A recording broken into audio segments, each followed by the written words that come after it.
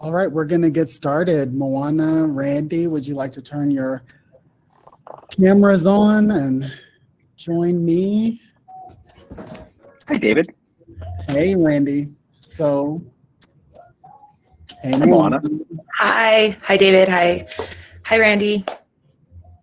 Yep, thanks for DJing, Moana, and giving us an intro to this session as we kind of faded out from the last one. So I heard from folks that session had concluded, so we were okay to get started. And I'll start by saying this about this session. This is definitely not a formal session. We will do some things about sharing some of our thoughts. We'll share some items about some of West Staff's forward plans around this work, as some of our colleagues even mentioned in other panels. And we will actually open it up so that people who participated in the summit can come on screen, come on video, come on audio, and share your impressions, ask questions of us directly, and all of that. So this is truly an open space. It's just meant to give us some space to reflect on what we've all experienced over the last couple of days.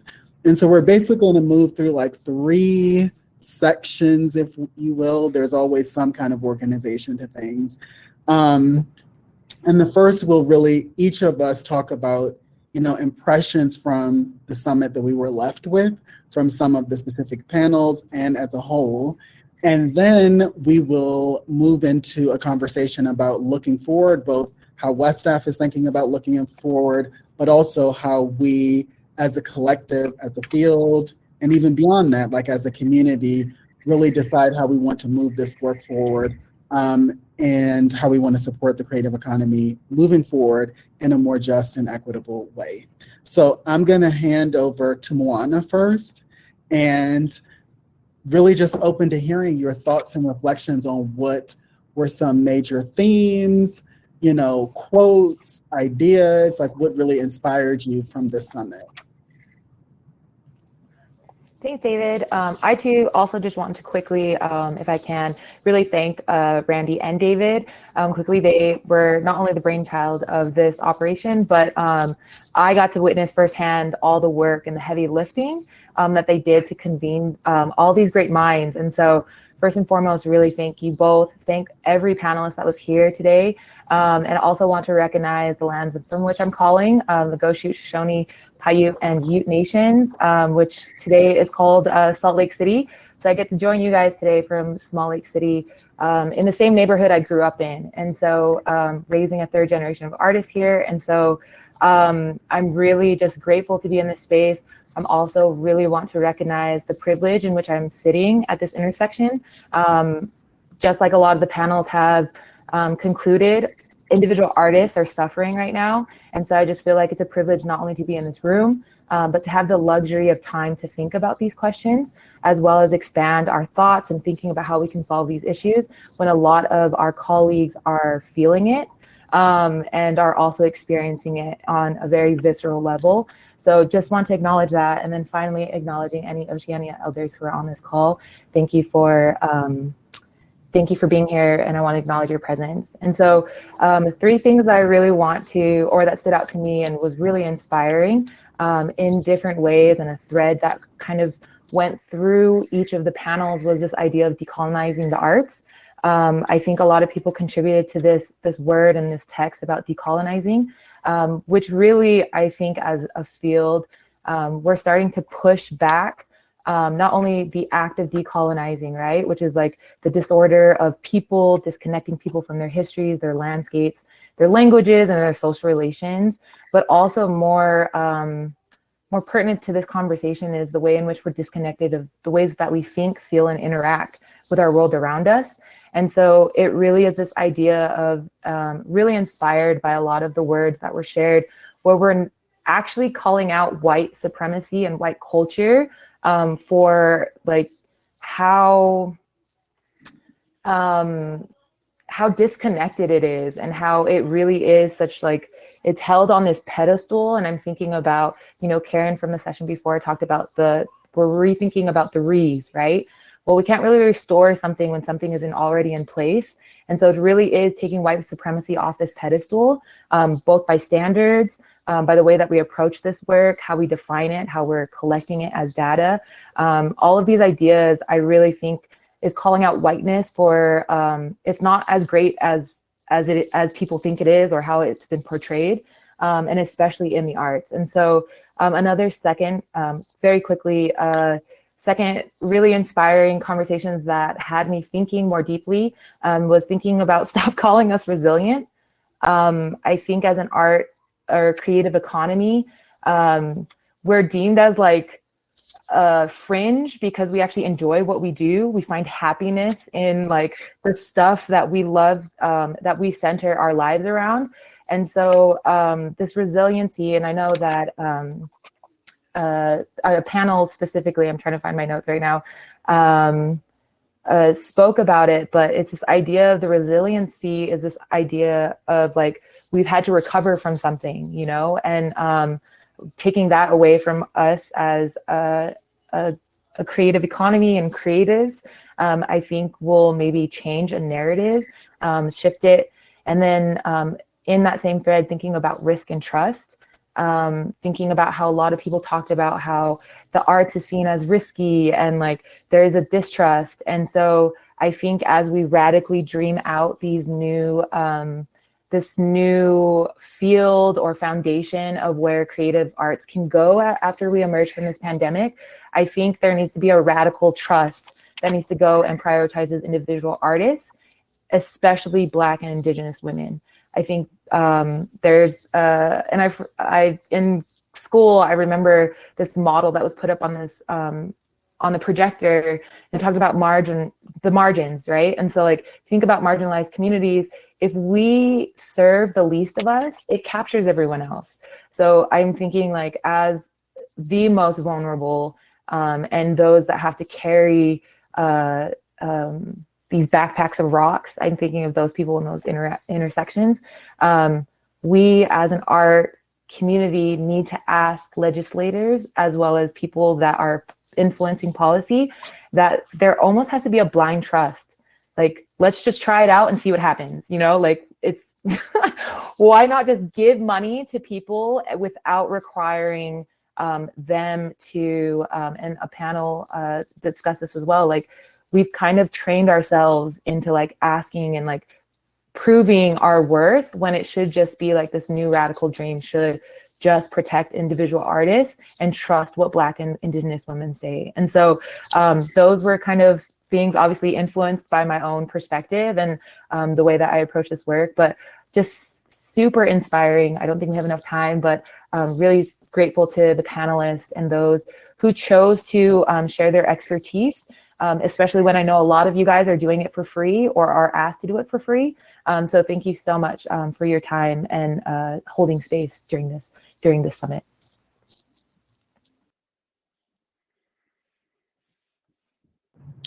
Thank you, Moana. I also want to recognize you for all of your contributions to the organization of these sessions and for joining us here today and for being one of the co-authors of the pre-conference paper and, you know, always keeping us accountable to our mission and our vision around supporting equity in the field, advancing equity in the field. And really it's beyond that. I'll say that, you know, a lot of the field is currently talking about diversity, equity, and inclusion, and we've certainly seen that referenced over the last 2 days, but really the frontier of that work has moved considerably beyond that. And indeed, many people have talked about justice, liberation, belonging, and other ways of thinking about our future beyond the frame of diversity, equity, and inclusion, even though that's a process that many of us and many of our organizations are working through. So I just wanted to recognize that. I'm going to hand over to Randy, and I want to hear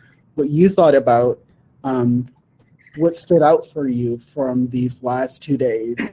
What are, you know, major themes, quotes, ideas, concepts, things that you want to be sure that we all recognize and that you personally recognize and that resonated for you over the last couple of days?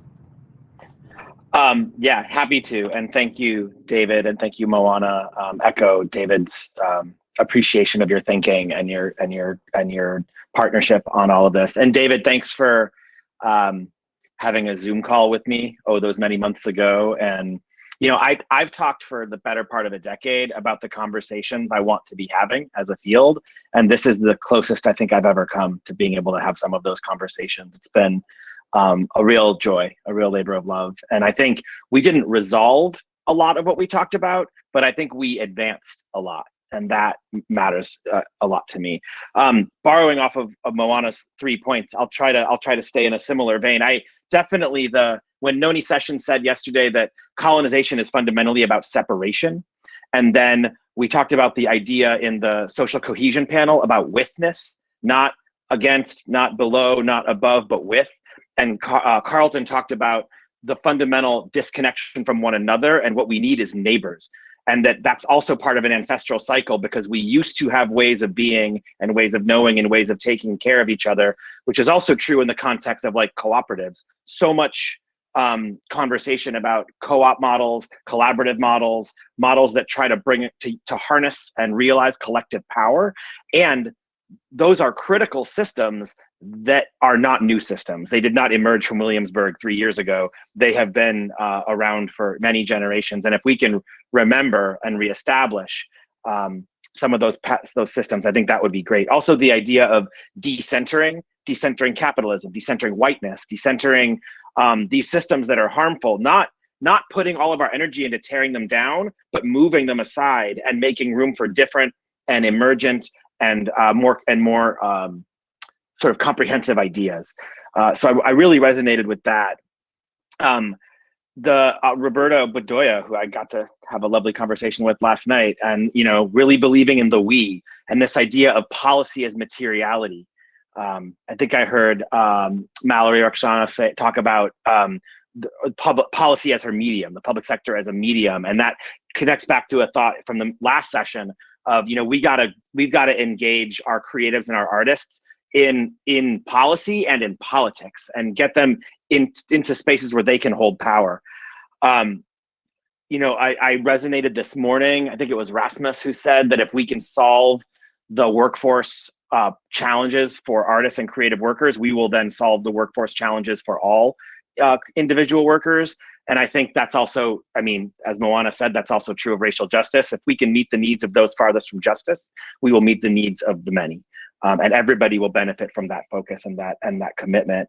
This idea of risk, I think, is fascinating, because artists are inherently imagining something that's never existed and then trying to bring it into the world. But as practitioners, particularly in the public sector, we live in a world of risk management or risk mitigation. And so hearing different ways to challenge that, a lot of the examples that Moana gave, I loved Lauren Ruffin's challenge to make our North Star a universal basic income.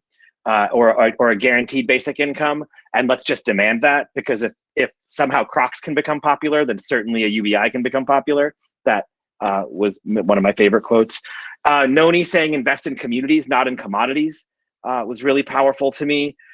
I love that Hakeem Bellamy from Albuquerque got everyone excited about procurement, and then procurement came up in every subsequent panel for the rest of last night and today, which I thought was pretty terrific.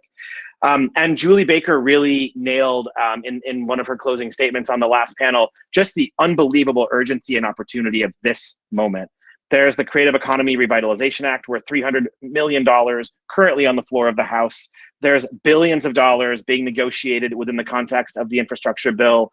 This is the moment to really rethink and recenter the role that culture and creativity and creative workers play in this country, and not from the broken model, not from the backpack full of rocks that is the nonprofit industrial complex that has sort of held back so much of. I heard so many beautiful critiques of the ways that nonprofits, the shackles of the grants that Felipe talked about, the system that we have agreed to play inside of is not serving us. And it's certainly not serving Black and brown folks. It's certainly not serving BIPOC community. And if we know that Black women are the largest growing segment of creative businesses in the country, according to the Creative Work panel today, we have to build systems that meet them where they are and meet their needs that belong to them.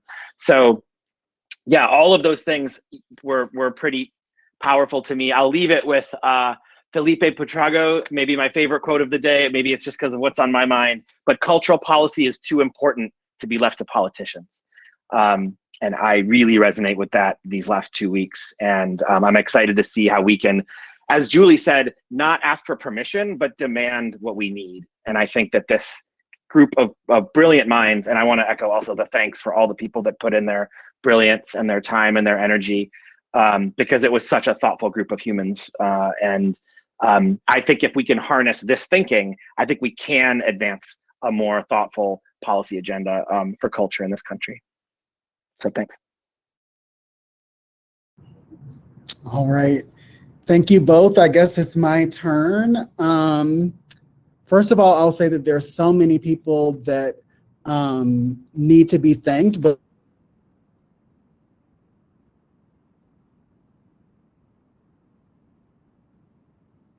not everyone on this call today, but staff that have put this panel together. We put together a group called the Convenings Team that is a mixture of individuals across our organization, led by our marketing and communications team.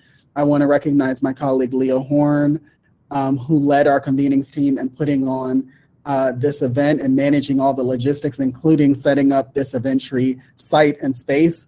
Our team actually had to build and create this entire experience for us. And so I want to recognize them for all of their work. Natalie Sherlong, Sam Ortega, who work alongside Leah, thank you for your work. Kelly Ernst from our Creative Vitality Suite team, who designed the visual identity and experience of this entire convening with her colleagues. So many people, Justine Chappell, who's the leader of our policy cohort, that's a cross organizational group that advises us on how to move forward our objectives around policy, drawing people from all across the organization, a self-organized group. So many other people have contributed to this. And I just want to thank you for your time and your efforts for making this experience what it has been and making this experience possible. So I'll start there. And then I'll say, this is probably won't be surprising, I suppose, for people who know me, but I know everyone on this call doesn't know me. But I'll start with a couple of things that I think are interesting, because I'm always interested in that space in which we can create ideas and create initiatives even, and create realities that actually bridge across our differences and differences in perspectives. I think one of the things that Felipe said, as certainly in our pre-conversation, and I think he mentioned today as well, that it's actually okay to have differences of opinion. And that is what drives all the process forward. I think that we, in some ways, are far from a democratic society, but in our aspiration to be a democratic society, what it rests on is actually the differences in perspective that we bring. And I think that the environment that we're now in is one in which it's very easy to invalidate other people's ideas because you don't agree with them. But there are merits to different perspectives and different viewpoints, and indeed those are expressed in our society and in our world. And I believe that that'll always be, and it's a function of us being human and a function of us on some spectrum of freedom. We might not be entirely free, but the freedom to express our ideas is pretty fundamental to the direction that many of us at least are trying to go. So I'll start with that. So what I'll start by saying is, like, Noni Session, for example, is talking about community-based work, collective ownership, a model that expresses solidarity economy. But what she presented on the table was, what is your integrated capital stack? She is speaking in terms that are very much in the framework of what people would imagine capitalism to be, even though her work is rooted in community. At the same time, you have someone like Felipe, who is talking about policymaking and mentions its experiential and emotional aspects, and the fact that we have to enable policymakers to be able to grapple with and deal with the experiences that people desire, the experiences of their lives, and the emotional aspect of that, and that it's about people fundamentally, not just about systems and institutions and organizations and things. And the reason that I start there is just because, in the spaces in which they work, it may not be apparent that that's how they would approach that conversation. So we learn a lot and stand to learn a lot by thinking about what we can learn outside of the scope of our ideological and philosophical comfort zone. And I think both of those, are expressed in the kind of statements that both of them shared and in the statements that indeed many of our panelists shared over the last 2 days. And I think that certainly the notion of the creative economy itself and how it arose has since that time dealt with the tension between economy and creativity that references arts and culture, but also extends far beyond that. And I think that we still are operating in that tension. And I actually think that the tension between those two things is healthy for us as we seek to move forward and create different kinds of systems, different kinds of realities, different kinds of experiences for ourselves, our communities, for artists and creative workers centrally, et cetera. Another thing that I would mention is, and it began to come up across different sessions, is this notion of talking about time and the ancestral, and that the work that we're doing is not necessarily new, that people have been in this work, people have been advancing this work, indeed people have been advancing these ideas. And we came back to that time and again. Cooperatives have existed in the past, crowdfunding existed, certainly social movements have existed. A lot of the philosophies and ideas that we're working with today have existed in the past. And indeed, people have dedicated their lives to trying to advance a vision of a different type of world that is giving us the space to have these conversations and be in community with each other today. And sometimes I think that ancestral viewpoint, the notion that you are part of a lineage, that the baton is being passed to you, that you have a responsibility while you occupy your space and seat, and you are on this earth in a way, and that there are people who are coming after you. I think we saw so much of that expressed. Again, that's not something that always is discussed, especially in those terms in our sector. And I think it is important to think about our responsibilities, and that there is, a past and a history that informs our work, and in some ways that we're working ourselves through and working our ways out of, and there's a future that we are working toward, and that there are constantly new people and new leaders that are entering our sector, and indeed others who are going to reshape the world that we live in. So what is our responsibility and what is our commitment to that? I think that that's the next thing that I would draw out, is how much people talked about responsibility and commitment. And that it is going to take time and resources, perhaps more time and resources than some of our organizations, for those of us in institutions, would like to expend, but it is going to take time and resources and commitment, and the acceptance of responsibility for us to move forward and create a more just and equitable creative economy, orange economy, creative sector, cultural economy, whatever the term is that we use as we move forward. And I think that it's critical for us to step into that and recognize the responsibility that we hold. The last thing I think that I will probably say is this notion of witness. There were a lot of other things said, but essentially that, we need to build spaces that are more communal and that have an understanding within them that is more community-based, rather than seeing ourselves as being ahead of, or sometimes even behind, others. How can we create a space in which we can come together and think about how to construct the kind of reality and the kind of creative economy or cultural economy that we would like to create? So I thought that the notion of witness is something that will definitely persist with me as I move forward in my work, for sure. And I think it's something that should or could very much inform all of our work. So I'll leave it there about my impressions. I could talk about this all day. I think that there's so many things. Perhaps one last thing, because it pertains to policy, and policy is a word in my job title. And that is the clarity across the different sessions around the social safety net being the foundational aspect of the direction that we need to take in terms of policymaking. And I agree with that. I think that that's been talked about so much over the last 18 months to 2 years. And I think that if that isn't addressed in the form of universal basic income and other forms, then a lot of the challenges that we're currently talking about will persist, and indeed they will be exacerbated in our current economic reality, because our current economic reality is still one in which a high degree of reward in the economy is offered to or claimed by a few, and a very limited reward is offered to the many. And I think within a system like that, not having a social safety net in place that protects people, or at least gives people the ability to better navigate what are the natural ups and downs of life and the cyclic nature of our economy, that without that, I don't think that we'll make a lot of progress in shaping a more just and equitable world. So I'm glad that there was such clarity on that.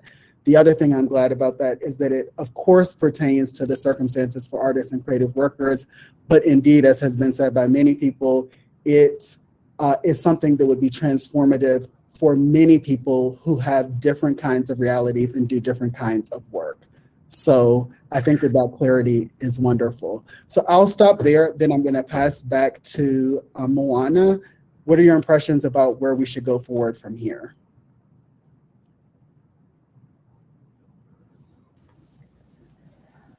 That is such a large question.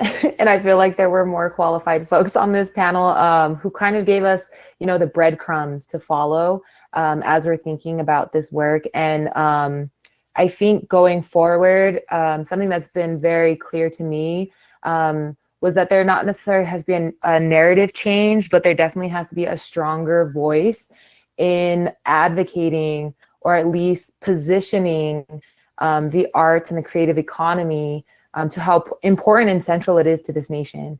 I know we had some international speakers, but thinking back to what Julia was talking about with to seeing artists as assets to the economy. And so how are we actualizing that, and how are we expressing that in more of the policy work that we're doing? So I guess it's like twofold in the way of getting artists and creatives more involved in this policy process, and then really coming strong with what the messaging is. I think something from one of the reports that is located in the resources is there will be no recovery without a recovery of the creative economy. And I think that's something that we really need to push for. That's something that needs to be non-negotiable when we're talking about, when we're talking to our representatives in each of our states and each of our regions, both at local, state, and federal and tribal levels, talking about how, we are a huge aspect. We push, and we are so central to this country's not only livelihood, but just our culture. And so thinking and positioning ourselves in policy talks that there can't be a recovery if we aren't looking at a creative economy recovery, and thinking about how this is a workforce. And so it's really cool to see Noni sessions and these ideas of talk about actualizing something, right? Or getting something to work within a system that, a lot of people are still talking about how these systems aren't working. And to see Noni actually take, like you said, take a capitalistic system and make it work for a community. And I love, and I sometimes feel people are like, can this thing scale? Or I think we need to be in a mindset that we don't need it to scale. It needs to be localized. It needs to serve those generations who have lived there. I think about Carlton, he talks about Mississippi, and all of these programs, I think we need to communicate, and I'm sorry I'm so scattered, but communicate on a federal level, but the action needs to happen locally. So how are we doing this thing where it's like the packaging and the messaging is in unison and choir with each other, but on a local level, it's made me, I feel so inspired coming away from this and seeing how here in Salt Lake County, how can we affect this change within our own neighborhoods? And thinking back to, again, what Carlton was saying, how are we building neighbors, building citizens who care, targeting those And another idea is like, you know, I hate that this is always in the appendix, or how like we hand out these answers and then we're like, oh, and then asterisks, like also target those who have historically been left out, where it's like, how about we approach those people since we know where they are, and we have a feeling and we have all this data to show who has been historically left out. How about we start there and then start to talk about and shape policy and socialize people to understand that creatives are a workforce. And so that's really where I don't have a silver bullet, but those were my impressions walking away from this conference. And more so, just really thankful that people have made me really think hard. I was left speechless a couple of times after a couple panels because I was just so deep in thought. And so I think if we can think about this deeply, but not forget how urgent this call is right now. There's so much suffering. And I don't want to be all doom and gloom here, but what we choose to do in this next 6 to 12 months will not only, you know, affect future generations, but it will really test us as a country to see where we put creatives on this list of priorities. And, you know, the country and the storytelling, our story of becoming a nation, is so involved in creatives and artists who were willing to step out and think outside of the box. And so I hope that we capitalize on this moment and really push legislators, our own, the legislative body, our own communities to think outside the box because it's so vital to our future. And so that's generally what I think. Would love to hear what others think as well.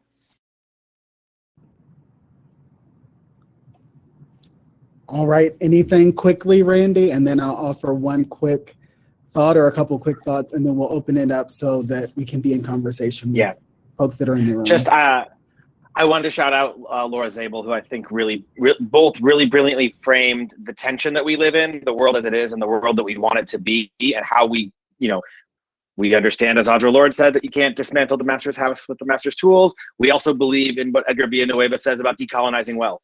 And those things can both be true. And I think that's the tension, as Laura laid it out. I also think Laura Callanan put it really well. Social justice is the goal. It's how we get there. What are the tools? Noni offered a great model. I think Carlton is offering a great model. A lot of our panelists offered great models. Adriana Gallego offered a great model from the government standpoint. And something that came up a little bit, but we haven't talked a ton about in the context of the importance of local and the importance of democratic spaces, the role of social practice artists, and a social practice infrastructure, whether that's an artist in residence program for cultural strategists in a big city, or whether that's the work that SIP Culture is doing on the ground in Mississippi. It's all social practice. And yet it's a very undercapitalized part of our field, like a lot of individual artist supports are. And that gets back to your point, David. If there's one thing to do, how do we solve the infrastructure needs for the individual creative worker? How do we ensure the social safety net, the guaranteed income, the proper support and positioning? I think that would be a really interesting thread to pull, along with this idea of the role artists play in their communities. Thank you both so much. I'm going to share just a couple of very brief observations, recommendations, and I guess you might say announcements. I think it's been announced by this point. So the first is, I'll start with something that has been discussed in many of the panels, the Creative Economy Revitalization Act. I do think it's something that we should all be informed about. And if it's something that you are drawn to, it's something you care about, and if you look at this and you think that it, for you, represents a positive forward direction for us as a field, then we should definitely do our best to support it and advocate on behalf of it. And so I've shared some links in the chat trying to center the leadership of individual artists, Being Arts Heroes. Some of you in this space will have heard of them.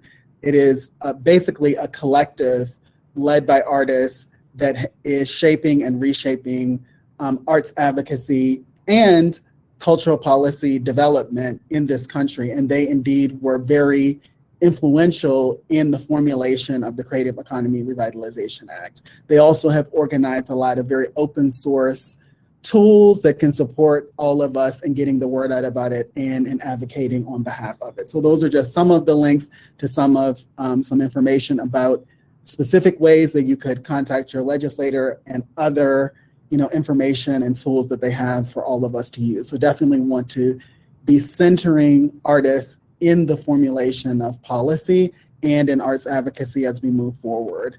Again, with that idea of, witness, nothing for us without us, that pertains specifically to communities that have often been left out, including very obviously BIPOC communities, but it also pertains to artists as well, because we have constructed a field, especially over the last 20 to 30 years, that has very much centered organizations and institutions and not really centered artists. And without the work of artists, there's no point in having the institutions that we have. So just to center that. Then I'll say for West Half, this has been mentioned, we're committing to doing Creative Vitality Summits for 3 years. This was the first year. And this is like at a minimum, but our minimum commitment is over a 3-year period. So you can anticipate that next year and the year following, we'll probably have another event like this, though it'll have its own shape, probably have different emphases over those years and everything like that. But we are committed to doing this work.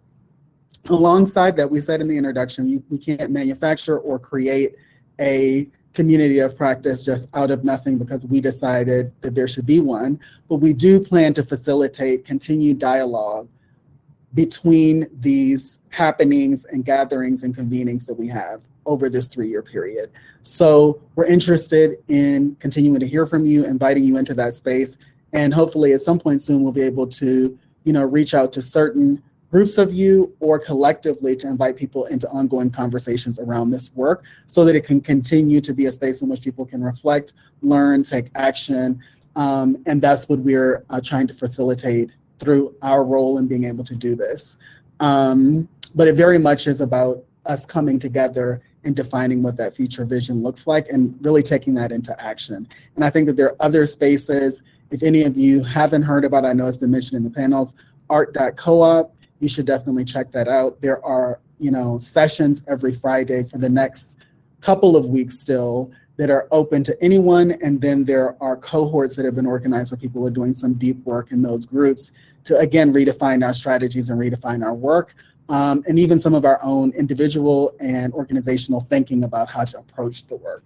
So those are just some things that I'll point out about other activities that you can do beyond any affiliation or association with this event or with WestAF, and just expressing our commitment to continuing this work in these conversations that we've had over the last couple of days. So I'll end there. There's a lot that I could say about what the future vision would be, but I'm more interested in making sure we have some time to hear from people who participated. So at this point, if you would like to speak,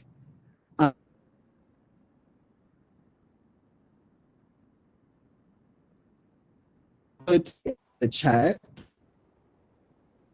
and my colleagues will turn on your video and audio, and you'll be able to interact with us. You can make a statement, you can pose a question, whatever you would like. We really want to hear from you.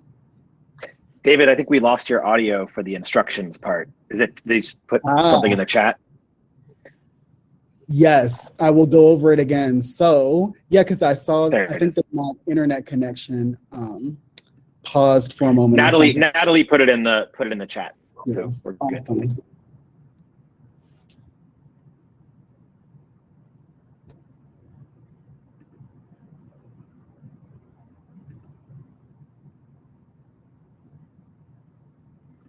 While we wait for people to pose questions, a shout out to the Mapping Creative Vitality panel for decolonizing data and impact assessment.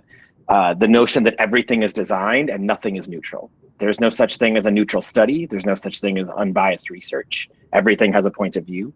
And so who is centered in the design of the research you're doing and the assessment you're making? I thought that was really powerful. I agree. We've gotten a lot of positive feedback. The panelists of that panel have gotten a lot of positive feedback about that. That's the conversation around data is really one that has the kind of tenor of the conversation that they had. And I'm glad that they were able to really talk about and interrogate how we approach all of that moving forward, because I think it has a bearing on how we do work. And there's not just one way of constructing knowledge. I mean, some of that is the problem that we currently have, is that we privilege certain ways of knowing and understanding the world over others. And often, you know, in making those choices, it really limits your viewpoint. And if you have abstracted everything into numbers that don't have any bearing on people's lived experience and reality, then I don't think that that's an effective way to shape anything for us. Roberto. It was rich, man. Listen, I'm like still at my job, so I kept going in and out, and I kept hearing stuff and going, oh man, that's so like thick, and I just was loving it. But I guess for me, and thank you, Randy, for indulging me and sort of giving me my little hit the Bedoya play button moment, which I appreciated. But I think, David, I think you guys did an excellent job. But I think the tension, calling out the tension between creative economy is the work that we need to build out in whatever forms it takes us.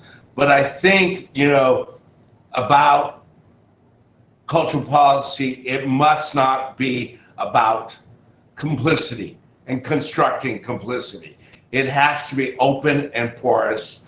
And as we figure this out, I think I'm excited by like all the juice and brilliant ideas I heard from my colleagues. So thank you guys and gals and West F. Excuse me. Thank you, Roberto. And you're absolutely right. Complicity, I think, was something a couple people mentioned on panels, maybe subtly. Certainly, if any of you joined the art co-op group or many other conversations that have happened in the field, you will hear about complicity. And I think it's, you know, a line that we all need to look at. I think that that's why it's really important for us to have clarity on our values and what it is that we're working toward and what it is that we're doing. And like, you know, there's a knowledge that I have a lot of respect for leaders, you know, and elders and everyone who recognizes, because I think we've all seen it, that, you know, it's very easy to start by having these ideals and these values and wanting to create something different. And it's very easy to slip into just recreating what has already been. And also not recognizing that, like, you know, everything, even though it might sound like a better vision, isn't necessarily a liberatory vision. It could be like choosing something else that is destructive and harmful, which has happened to many of our communities and indeed societies over time as well.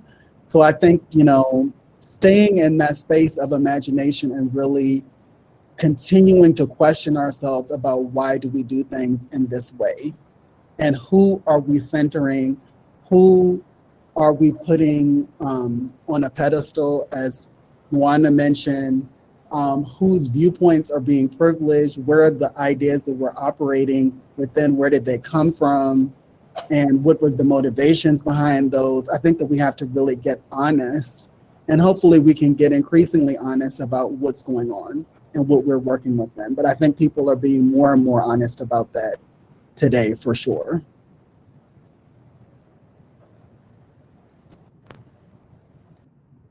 Other folks.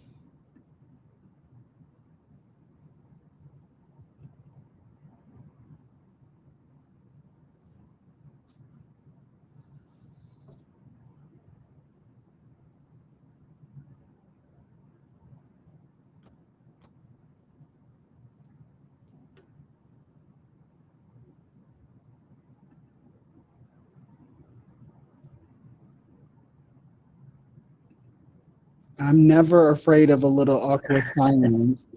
And we can You know, I wanted to lift up Alberto Mejia. I think did a phenomenal job moderating the social cohesion panel yesterday, deputy director at NALOC, and he opened it with a reading by Kylie Arroyo that was from the GIA, Grantmakers in the Arts Reader, talking, sort of using soil, the cultivation of soil and permaculture as a metaphor for the cultural sector, which is a great essay if you haven't read it. And Kylie's a really expansive thinker. But there was a quote that said, soil fertility, like justice, is dynamic and requires attention.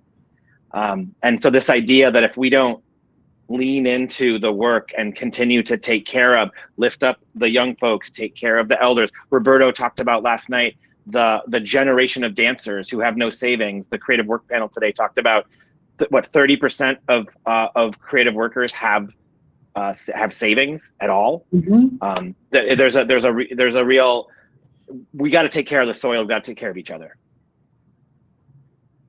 For sure. And that goes back to what I was talking about honesty. Like, I think, sometimes we hear it a little bit, like some of the tensions, and it's talked about, but we have to be bold enough to be direct.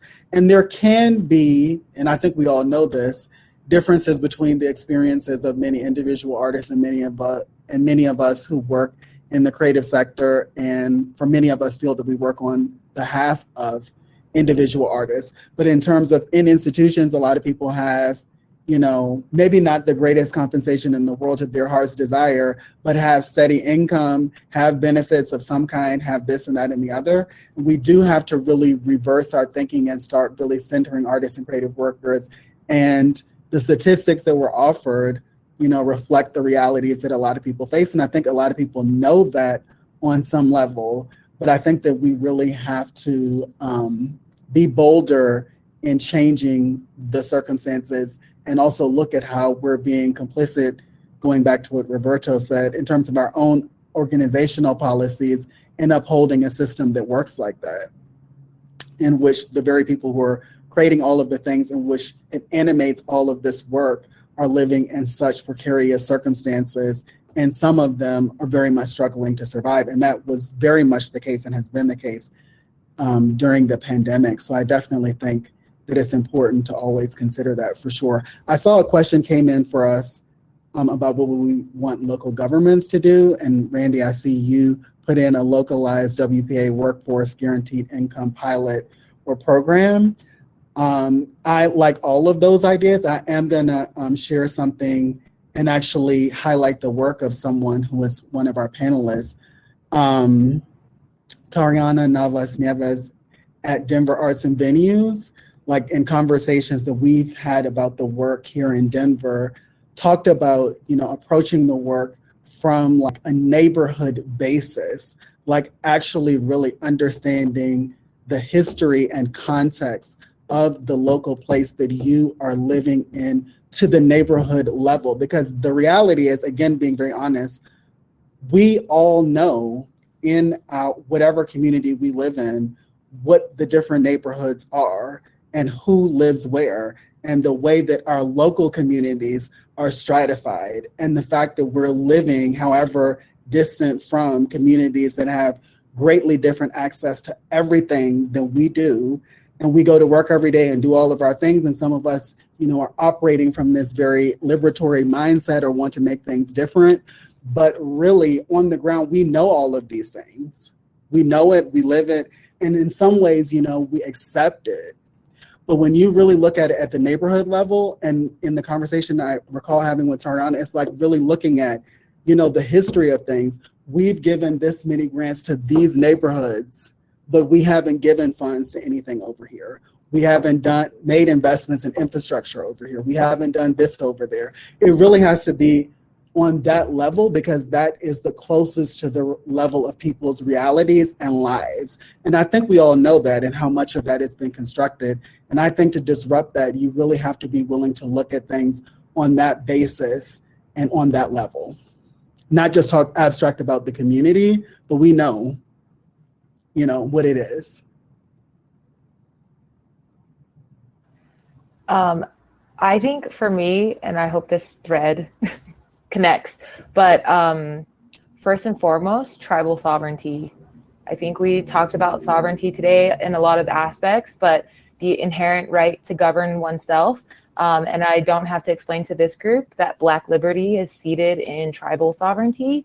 And so I think it's this idea of like, there's proven research, that tribes are the canary in the coal mine.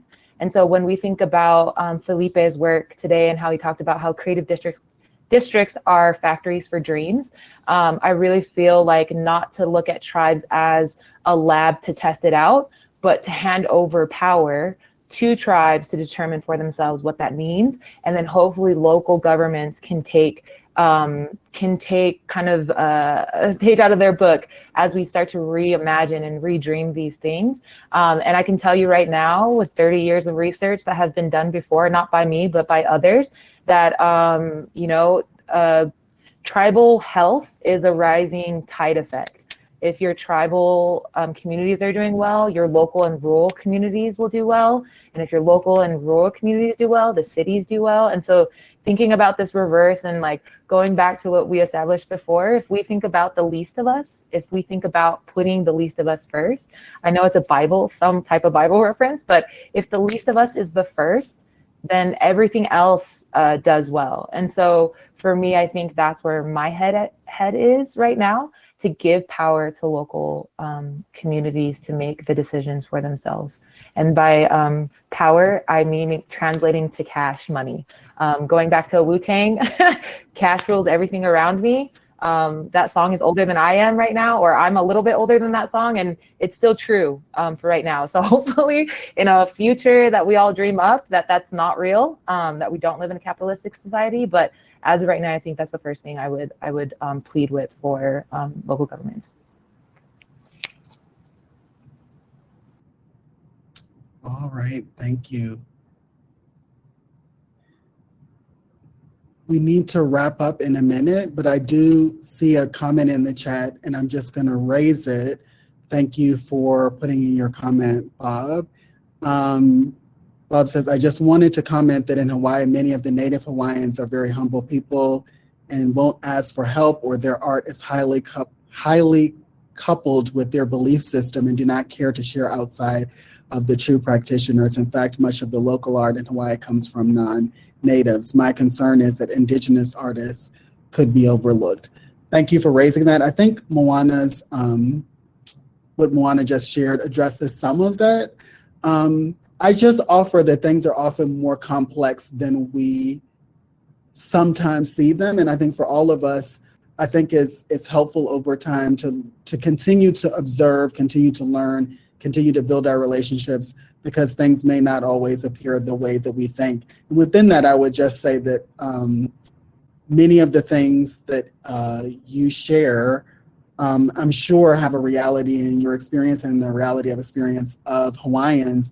I also would say that, of course, there are a lot of Hawaiians who do want to have their work in institutions, who do want to share their work with others, and who operate in different ways, both within their community and within a particular lineage and with a particular experience, but definitely are open to sharing that with others.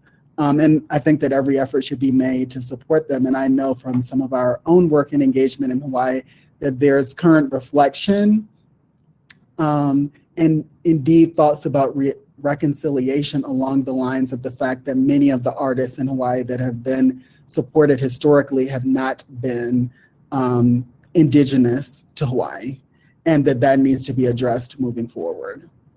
So, all right. So I think that's brought us to the end. There's lots of ways that these conversations can continue. Thank you for joining us for this final session. And as we move forward into these spaces, we look forward to hearing from everyone who's participated in this and everyone who wants to share in these conversations as we move forward. All right. Thank you for joining us, everyone. And we'll be speaking soon.